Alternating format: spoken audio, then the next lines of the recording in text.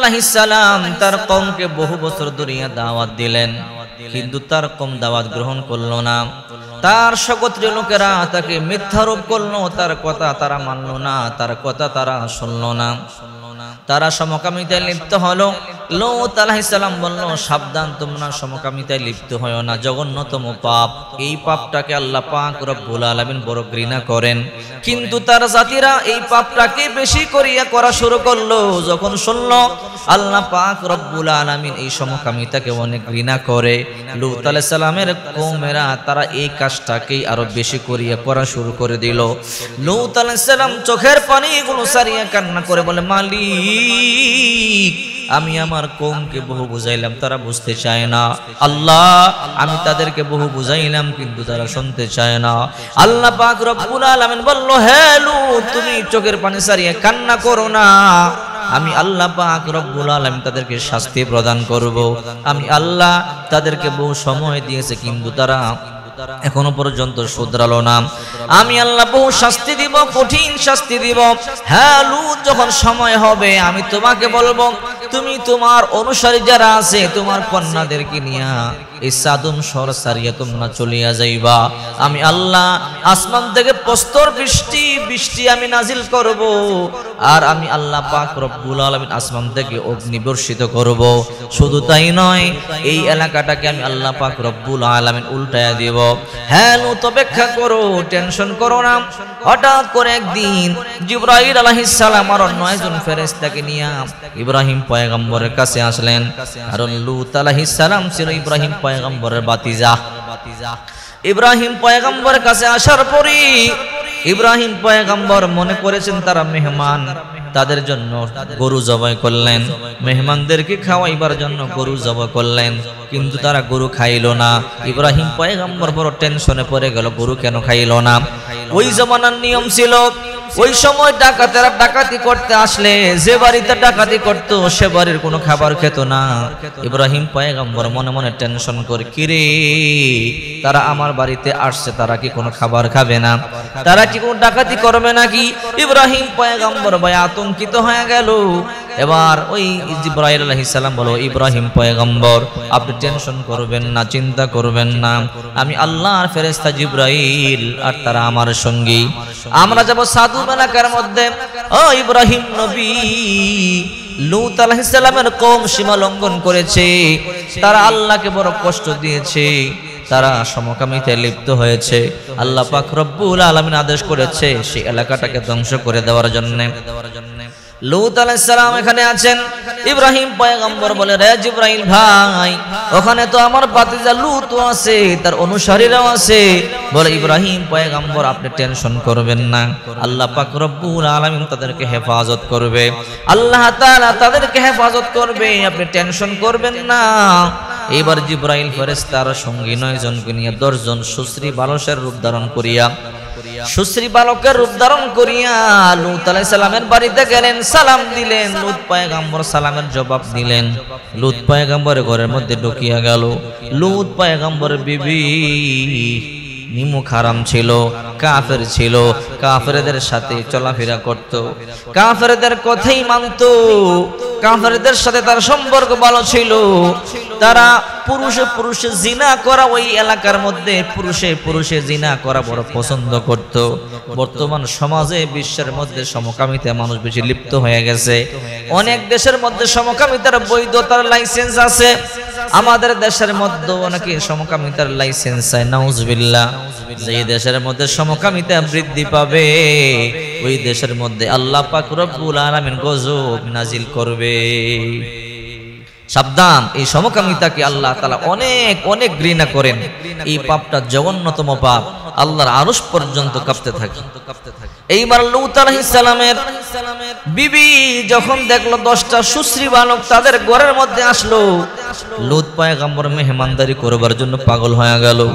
আর লূত আলাইহিস সালামের বিবি ঘর থেকে বের হয়ে যায়, কাফেরদেরকে গিয়ে সংবাদ দেয়, কাফেররা শোনো, আজকে আমাদের বাড়িতে 10 জন মেহমান আসছে, এমন সুন্দর বালক আমাদের সাদুম নগরীর মধ্যে আর নাই, এমন সুন্দর বালক তোমরা জীবনে দেখো নাই, দেখলে পাগল হয়ে যাইবা, তাড়াতাড়ি যাও আমাদের বাড়িতে যাও, গিয়া এই বালকদের সাথে তোমরা সঙ্গম করতে পারবা। নাউজুবিল্লাহ। সর্বপ্রথম লূত আলাইহিস সালাম পর্যন্ত জানতে পারলেন না, বুঝতে পারে নাই তারা যে আল্লাহর ফেরেশতা। লূত আলাইহিস সালাম তাদের জন্য খাদ্যের ব্যবস্থা করলেন, কিন্তু তারা খায় না। হঠাৎ করে কাফেরেরা ঘরের মধ্যে ঢুকিয়া যায়, ঘরের মধ্যে ঢুকিয়া বলে, হ্যালো, তোমার মেহমানদের সাথে আমরা অপকর্ম করব, আমরা আমাদের মনের খায়াস মিটাবো। লূত আলাইহিস সালাম বলে, কি বলো? ফাত্তাকুল্লাহা ওয়ালা তুখজুনি ফি দাইফি। ফাত্তাকুল্লাহ, লূত আলাইহিস সালাম বলল, আল্লাহকে ভয় করো। ওয়ালা তুখজুনি ফি দাইফি, মেহমানদের ব্যাপারে আমাকে লজ্জিত করিও না। আলাইসা মিনকুম রাজুলুর রাশীদ, তোমাদের মধ্যে কি কোনো ভালো মানুষ নাই? সাবধান সাবধান, আমার মেহমানদের সামনে আমাকে বেয়াজ্জতি করবে না, আমার মেহমানদের উপরে তোমরা আক্রমণ করবে না। আল্লাহকে ভয় করো, আল্লাহর আযাবকে ভয় করো। তোমাদের মধ্যে কি একজন ভালো মানুষ নাই? কাফেররা বলল, না রে লূত, না, আমরা অবশ্যই তোমার মেহমানদের সাথে খারাপ আচরণ করব।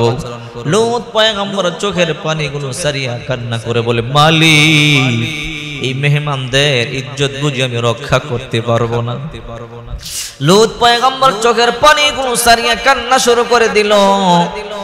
ফেরেশতাদের নেতা জিবরাইল বলে, ক্বালু ইয়া লূত ইন্না রাসূল রাব্বিক। ফেরেশতারা বলল, হে লূত, আমরা আল্লাহর প্রেরিত ফেরেশতা, তোমার রব কর্তৃক প্রেরিত ফেরেশতা। লা ইয়াসিলু ইলাইক, তারা তোমার কাছে পৌঁছতে পারবে না। বলে, আপনারা কারা চিনতে পারলাম না। কানে কানে বলে, ও লূত নবী, আজকে রাতে আপনি আপনার সঙ্গীদেরকে নিয়ে তাড়াতাড়ি চলিয়া যান, এই সাদুম এলাকা আমরা ধ্বংস করিয়া ফেলবো। আল্লাহ তাআলা আসমান থেকে প্রস্তর বৃষ্টি নিক্ষেপ করবেন, অগ্নি বৃষ্টি নিক্ষেপ করবেন। আল্লাহ পাক রব্বুল আলামিন এই এলাকাকে ধ্বংস করে ফেলবেন। সাবধান, যখন এই এলাকার মধ্যে ধ্বংস শুরু হবে, এদের চিৎকারের আওয়াজ শুনবেন, কিন্তু দয়া মায়া যেন অন্তরের মধ্যে না হয়, পিছনেও তাকাবেন না। তবে সাবধান, আপনার বিবিকে আপনার সাথে নিবেন না। ও লূত নবী, আপনার বিবি কাফেরদের পক্ষ নিয়েছে, আপনার বিবি বেঈমান, আপনার বিবিকে আপনার সঙ্গে নিবেন না। লূত আলাইহিস সালাম যখন তার দুইটা কন্যা সন্তানকে সহ তার সঙ্গীদেরকে নিয়ে রওনা করলেন, চলিয়া যায়। লূত আলাইহিস সালামের বিবি কই, স্বামী আপনি কই যান? বলে, আমি এলাকা ছাড়িয়া চলিয়া যাই। তারা নাফরমানি করেছে, সীমা লঙ্ঘন করেছে, আল্লাহ তাআলা গজব নাজিল করবে।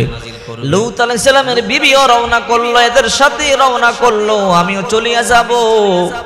যখন চলতে লাগলো, পিছন দিকে আযাব শুরু হয়ে গেল।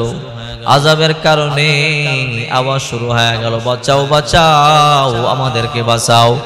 লূত আলাইহিস সালামের বিবি পিছন দিকে একটু ফিরে তাকাইছে, যেমনে তাকাইছে আসমান থেকে আগুন এসে তাকে পুড়ে দিয়েছে। এখনো পর্যন্ত ওই রকম অবস্থার মধ্যে আছে, লবণাক্ত অবস্থায়। যারা জর্ডানে যাবেন দেখতে পারবেন, এখনো পর্যন্ত ওই অবস্থার মধ্যে আছে। সাদুম এলাকাকে উলট পালট করে দিয়েছেন, ধ্বংস করে দিয়েছেন। এখন লোহিত সাগরের ওই এলাকার মধ্যে মানুষ ডুব দিয়ে গোসল করতে পারে না। মাথা নিচে দিলে পা ভেসে থাকে, পা নিচে দিলে মাথা ভেসে থাকে, পানিতে ডুবতে পারে না। আল্লাহ পাক রব্বুল আলামিন ওই এলাকাটাকে উলট পালট করে দিয়েছিলেন। করে দেখো মেলুতেরা জের জবর করে দিয়েছিলেন। এই জন্যই আল্লাহ পাক রব্বুল আলামিন বলেন, আল্লাহ পাক রব্বুল আলামিন বলেন, দরাবাল্লাহু মাসালান লিল্লাযীনা কাফারু ইমরাআতা নূহিন ওয়া ইমরাআতা লূত। আল্লাহ পাক রব্বুল আলামিন কাফেরদের জন্য লূত আলাইহিস সালামের স্ত্রী এবং নূহ আলাইহিস সালামের স্ত্রীর দৃষ্টান্ত বর্ণনা করেছেন। কানাতা তাহতা আবদাইনি মিন ইবাদিনা সালিহাইনি, তারা ছিল, আল্লাহ তাআলা বলেন, আমার নেককার দুইজন বান্দার গৃহে নেককার দুইজন বান্দার স্ত্রী ছিল। ফাখানাতাহুমা ফালাম ইউনিয়া আনহুমা মিনাল্লাহি শাইআ ওয়া কিলা দুখুলান নার মা'আদ দাখিলিন। তারা খেয়ানত করেছে, তারা বিশ্বাসঘাতকতা করেছে, তাই তাদেরকে বলা হলো তোমরা আল্লাহর জাহান্নামে প্রবেশ করো। হযরতে নূহ আলাইহিস সালামের বিবিকে নূহ আলাইহিস সালাম বাঁচাইতে পারলেন না ঈমান না থাকার কারণে।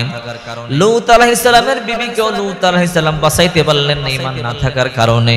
কিয়ামতের ময়দানে ইব্রাহিম পয়গম্বর তার পিতাকে বাঁচাইতে পারবে না ঈমান না থাকবার কারণে।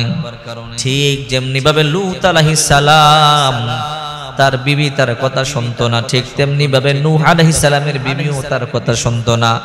নূহ আলাইহিস সালামের সন্তান কেনানও তার কথা শুনতো না, তাই আযাব থেকে বাঁচাইতে পারে নাই। প্লাবন শুরু হয়ে গেছে, এলাকা ডুবিয়া গেছে, পানি আসতেছে। নূহ আলাইহিস সালাম তার সন্তানকে বলে, রে কেনান তাড়াতাড়ি কিস্তির মধ্যে ওঠো, যে কোনো সময় আল্লাহর আযাব শুরু হয়ে যাবে।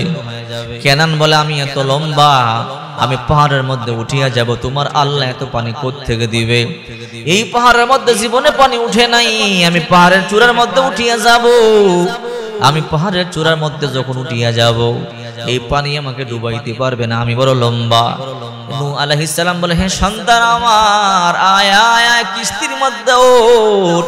আল্লাহ পাক রব্বুল আলামিন ডাকে বলে, রে নূহ সাবধান, তোমার সন্তানকে একটা ডাক দিবা না। যদি তোমার সন্তানকে আর একটা ডাক দাও, আমি আল্লাহ নবুয়তের দফতর থেকে তোমার নাম কাটিয়ে দিব। নূহ আলাইহিস সালাম কালিমার দাওয়াত দেয়, 950 বছর দাওয়াত দিয়েছে। নূহ আলাইহিস সালাম দাওয়াত দেয়, কিন্তু তার বিবি কাফেরদেরকে গিয়া বলে, না না, তোমরা নূহের দাওয়াত কবুল করবা না। চিন্তা করে দেখেন, যদি ঘরে স্ত্রী খারাপ হয়, স্বামীর মনটা কেমন লাগে। নূহ আলাইহিস সালাম আল্লাহর দরবারে দোয়া করে, আল্লাহ আমি দাওয়াত দিই, আর আমার বিবি কাফেরদেরকে গিয়া বলে নূহের দাওয়াত তোমরা কবুল করবা না। ওগো মালিক, আমি কেমনে দাওয়াত দিব? আল্লাহ তাআলা বলে, রে নূহ তুমি টেনশন করবা না। নূহ আলাইহিস সালাম নামাজ পড়ি, কাফেররা নামাজের মধ্যে আইসা পিছন দিক দিয়ে কুঠার দিয়ে আঘাত করে। নূহ আলাইহিস সালাম দোয়া করে দিছে, রব্বিলা তাযার আলাল আরদি মিনাল কাফিরিনা দাইয়ারা ইন্নাকা ইন তাযারহুম ইউদিল্লু ইবাদাকা ওয়ালা ইয়ালিদু ইল্লা ফাজিরান কাফারা। আয় আল্লাহ, কাফেরদেরকে ধ্বংস করে দাও, তাদের আন্ডা বাচ্চাগুলোকে ধ্বংস করে দাও। এগুলো যদি বড় হয় তারাও এরকম হবে, দুশমন হবে। আল্লাহ এদেরকে ধ্বংস করে দাও। আল্লাহ পাক রব্বুল আলামিন বলে, নূহ তোমার দোয়া মঞ্জুর হয়ে গেল, কিস্তি বানাও, কিস্তি রে নূহ কিস্তি বানাও। তুমি তোমার সঙ্গীদেরকে নিয়ে, ইমানদারদেরকে নিয়ে কিস্তি নিয়ে তুমি চলিয়া যাইবা। আমি আল্লাহ প্লাবন দিব, আমি আল্লাহ পানি দিয়া এলাকা ডুবাইয়া দিব, সবাইকে মারিয়া ফেলবো। আর ইমানদার যারা আছো, আমি আল্লাহ তোমাদেরকে বাঁচাইয়া দিব। নূহ আলাইহিস সালাম বিশাল বড় কিস্তি বানাইছে। আল্লাহ পাক রব্বুল আলামিন বলল, নূহ এই কিস্তি নিয়ে তুমি তোমার সঙ্গীদেরকে নিয়ে চলিয়া যাও। নূহ আলাইহিস সালাম কিস্তি বানাইছে। কাফেররা হাসি ঠাট্টা করে, দেখো নূহ শুকনার মধ্যে কিস্তি বানাইছে, যেই জায়গার মধ্যে জীবনে পানি উঠে না ওই জায়গার মধ্যে কিস্তি বানাইছে। নূহর কিস্তি বানাইছে আমাদের জন্য ভালো হইল, আমরা এর মধ্যে হাগু করব।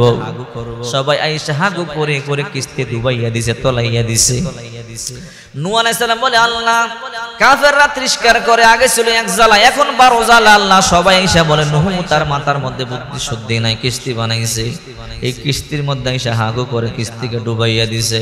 ওদের মালিক, আমি এখন কি করব আমারে বলিয়া দাও। আল্লাহ তাআলা বলে, রে নূহ তুমি টেনশন করবা না, চিন্তা করবা না, আমি রব তোমাকে হেফাজত করব।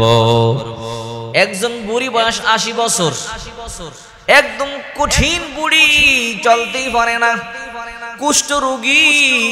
নাতিন দুইটানে কয়, আমি যে কোনো সময় মরিয়া যাইতে পারি। শুনছি আমাদের মোল্লায় নাকি কিস্তি বানাইছে, তার কিস্তির মধ্যে নিয়ে আমার একটু বসা। সবাই হাগু করি, আমি একটু হাগু করব, আমি একটু ধন্য হব। দুইজন নাতি হাতে বর করিয়া বুড়িকে নিয়ে হাঁটি হাঁটি পা পা করে চললো, কিস্তির মধ্যে বসাইয়া দিল। যেই নি কিস্তির মধ্যে বসাইয়া দিছে, হঠাৎ করিয়া ওই বুড়ি ঠাস করিয়া ওই পায়খানার মধ্যে পড়িয়া গেছে। দুইজন নাতিন টানিয়া টানিয়া উঠাইছে, উঠাইয়া দেখে আশ্চর্য ঘটনা, বুড়ি সুন্দরী হয়ে গেছে, যুবতী হয়ে গেছে। কিরে, এটা তো পায়খানা না, এটা তো মহা ঔষধ। এখন যে যে রোগের জন্য খায় সেই রোগ ভালো হয়ে যায়। এমন ভাবে খাওয়া শুরু করলো, পায়খানা খেতে খেতে একদম শেষ করে ফেললো। চাটিয়া চাটিয়া খায়, কাঠগুলোকে চাচিয়া চাচিয়া খাওয়া শুরু করলো। খেতে খেতে খেতে খেতে পুরো কাঠ শেষ করে ফেললো। এবার আল্লাহ তাআলা বলে, রে নূহ তুমি টেনশন করবা না, আমি বললাম না আমি নিজেই সাহায্য করব। প্লাবন শুরু হয়ে গেল, নূহ পয়গম্বর কিস্তি নিয়ে রওনা করলেন, আর আল্লাহ পাক রব্বুল আলামিন অহংকারী কাফেরদেরকে চুবায়া চুবায়া মারলেন। এই জন্যই তো আল্লাহ পাক রব্বুল আলামিন বলে, সাবধান আমার সাথে পাল্লা দিও না। এই জন্য আল্লাহকে যারা ব্যঙ্গ করে, নবীকে ব্যঙ্গ করে, ইসলামকে খাটো করে, মোল্লা মুন্সিদেরকে নিয়ে বাজে বাজে কথা বলে, আল্লাহর কসম করে বলি আল্লাহ তাআলা তাদেরকে এমন ভাবে পায়খানা খাওয়ায়া খাওয়ায়া বেয়াদবি করে। সাবধান, ওলামায়ে কেরামদেরকে তুচ্ছ তাচ্ছিল্য করবেন না, ওলামায়ে কেরামদের সাথে বেয়াদবি করবেন না, ধ্বংস হয়ে যাবে। যারা ওলামায়ে কেরামদের সাথে বেয়াদবি করে ও শান্তিতে ঘুমাতে পারবে না। আলেমদের সাথে বেয়াদবি করলে ওর করে কোনোদিন শান্তি আসবে না। টাকা থাকতে পারে কিন্তু শান্তি আসবে না। এই জন্য বিশ্বনবী মুহাম্মদ সাল্লাল্লাহু আলাইহি ওয়াসাল্লাম বলেন, মান আহাব্বা সুন্নতি ফাকাদ আহাব্বানি ওয়া মান আহাব্বানি কানা মাই ফিল জান্নাহ। যে আমার সুন্নাতকে ভালোবাসলো সে আমি পয়গম্বরকে ভালোবাসলো, আর আমি পয়গম্বরকে ভালোবাসলে আমি নবীর সাথে জান্নাতে যাবে।